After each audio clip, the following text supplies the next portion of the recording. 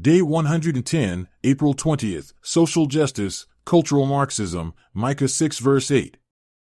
He hath shewed thee, O man, what is good, and what doth the Lord require of thee, but to do justly, and to love mercy, and to walk humbly with thy God. Micah 6 verse 8. One of the big themes of discussion in modern churches has been social justice. According to many pastors and church leaders, actively pursuing social justice in our society is an inherent part of our gospel witness and being a Christian in general. Certainly, this in itself is a valid point, one which is proven by the verse we are presently considering. Evidently, what God requires of us, and what is good, is to do justly. Any survey of the Old Testament shows that social justice plays a significant role in God's law. Consider the following sampling of verses. Thou shalt not wrest the judgment of thy poor in his cause, Exodus 23 verse 6. Just balances, just weights, a just ephah, and a just hin, shall ye have, Leviticus 19 verse 36. Thou shalt not pervert the judgment of the stranger, nor of the fatherless, nor take a widow's raiment to pledge, Deuteronomy 24 verse 17. Learn to do well, seek judgment, relieve the oppressed, judge the fatherless, plead for the widow. Isaiah 1 verse 17. Our God, who is the essence of love, delights in justice and truth, and so, he commands us to do justly, Micah 6 verse 8. All of our determinations are to be made using the truth of God as the foundational basis. We are to be temperate, reasonable, equitable, and impartial in our judgments. Our decisions must be founded upon truth and not assumptions and skepticism. Our dealings are to be with wholehearted diligence and fairness. Our love for others is not to be as a man throwing money to the wind, but to be carried out with careful discernment as faithful stewards. Love is not careless, but careful and responsible. All of our business must be done in honesty with attention to detail and completeness. Though we may not have associated these qualities with love, they are the fruits of love. When others see the witness of our lives, would they attest to our just doings? Would they agree that we are trustworthy and faithful in our dealings? Would they give witness to our unrelenting honesty and consistent work ethic? If we suppose that we are drawing closer to God, and yet we are unjust in our dealings, we may only be supposing. If what we have in our hearts is true divine love, there is no area of our lives that will remain unaffected. If love is in our hearts, it will most certainly be in our business practices. Clearly, social justice is not unimportant or irrelevant to the Lord. On the contrary, it is very important to God, so important that judgment comes upon nations which pervert justice. Furthermore, social justice is not only something which should be a concern of governments, but also of individuals, especially Christians. Christians should be concerned about justice being done in society. As our verse reveals, God requires this of us. However, there are some false ideas about social justice which we need to be aware of. One of the greatest false views of social justice is called cultural Marxism, which asserts that society should be understood through the lens of the oppressed and the oppressors. In order to dismantle the lie of cultural Marxism, we have to understand the main pillars on which it stands. First, cultural Marxism assumes that justice is social and economic equality. There are two kinds of equality: equality of opportunity, which signifies that everyone has the same opportunity to succeed by their own personal merit, and equality of outcome, which means that wealth, property, and advantages are evenly distributed regardless of personal merit, essentially the same as communism. Cultural Marxism subscribes to equality of outcome. This means that cultural Marxists want to redistribute wealth, property, and advantages in order to achieve an equal state of living for all people. Secondly, unlike classic Marxism, which viewed society as a class battle between the poor and the rich, cultural Marxism sees society as a battle between other kinds of classes. Instead of setting the rich against the poor, cultural Marxism sets certain categories of people against one another. According to this perspective, the poor, certain ethnicities, and women have been oppressed by society and taken advantage of, especially by the so-called privileged classes. Accordingly, the non-privileged groups have been victimized by the privileged groups.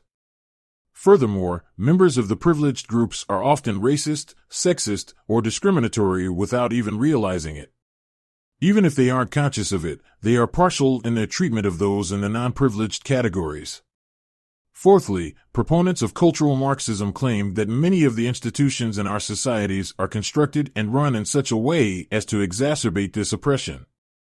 Everything from our schools to our hospitals to our central government to our churches are structured to protect the privileged classes. Concerning race, they will cry out against institutionalized systemic racism, and concerning gender, they will criticize the oppressive patriarchal culture. Since cultural Marxists consider the institutions of society to be irreparably corrupted by built-in prejudices, they generally believe that these institutions must be dismantled and redesigned with an equality of outcome model. The Bible never instructs us to look at the world through the lens of oppressed and oppressive social groups. Certainly, there are huge problems in the world with poverty, racism, and sexism, very real problems. However, making sweeping generalizations about certain groups, a certain gender, certain ethnicities, or certain classes leads to extremely superficial stereotypes, blindness to virtually all nuance and exception, and unwarranted hatred towards the groups which have been deemed oppressors. Thus, it recognizes a real problem, but then inadvertently commits the same sin it condemns. Within the cultural Marxist worldview, a white man is automatically viewed as an oppressor by virtue of his skin color, and this without respect to anything else. Even if he had worked his way to success from poverty and overcome great disadvantages, the cultural Marxists would nevertheless apply their stereotype. Regardless of his past, he would be seen as an oppressor, a villain against women, a complicit agent in the sustaining of the sexist patriarchal society. Regardless of his past, he would be seen as only having succeeded because of his privileged position in society. This example is textbook racism and sexism, and it is what cultural Marxism leads to. More fundamentally, cultural Marxism attempts to define justice as equality of outcome. Wherever there is inequality of outcome, there must be injustice.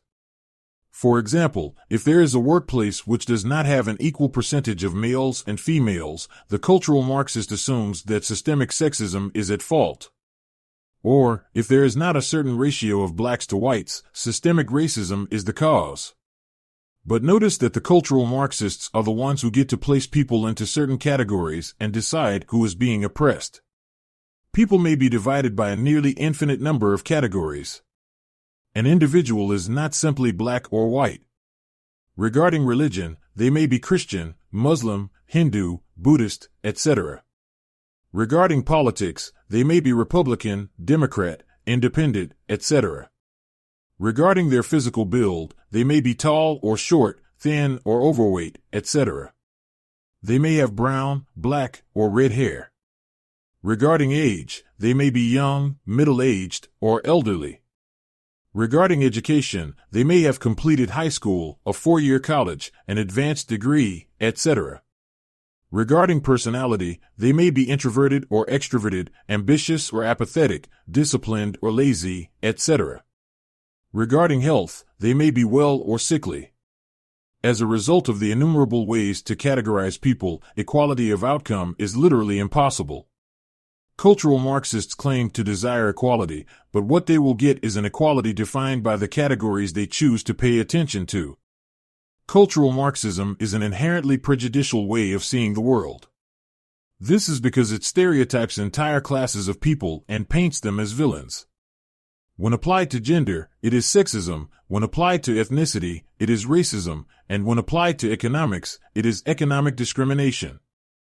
The irony is that cultural Marxism is guilty, and its stereotypes of so-called oppressors, of the very prejudice it pretends to condemn. Mistreating people who are different from us is a sin which we are all guilty of committing. All of us have stereotyped people based on their appearance. All of us have made sweeping generalizations about certain cultures or people groups. What many people don't realize is how prevalent unwarranted hatred is in almost every part of our societies. Consider the animosity which can often be observed even between different branches of the military. Those who serve in one branch make harsh remarks about those who serve in another branch. The same needless animosity can be observed in the fierce contempt which fans of one football team show towards fans of their rivals. Add to this the consideration of personal experiences. There are women who, after being horribly mistreated by men, harbor an inward contempt towards men in general, and the reverse is true for many men. There are people from certain countries which, after being oppressed by another country, utterly despise anyone of that nationality. The list could go on and on. This is the human condition. It's called sin. Many of us are real victims of such sin. This is a fact that we cannot and must not deny. However, there is another fact which is even more important to remember. We are not only victims, but perpetuators. Indeed, unless we wish to lie to ourselves, we must admit before God that we too have hated and mistreated others. Rather than seeing society as a battle between the oppressed and oppressors, Christians need to see it through the lens of Scripture. The Bible teaches us that there are two kinds of people, children of God and children of the devil, 1 John 3 verse 10, and there are people from every ethnicity, gender, and economic class in each of those two categories. Satan would love to deceive the church into drawing the battle lines between temporal categories in order to distract us from where the real battle must be fought. The church's main fight is not a fight for temporal equality, but a fight for the souls of all people of all categories. We must not be deceived by those who spend their time talking incessantly about the need to end every form of prejudice, because prejudice is a natural fruit of the sin nature, and regardless of what changes are made outwardly in society, it cannot be eliminated apart from the preaching of the gospel.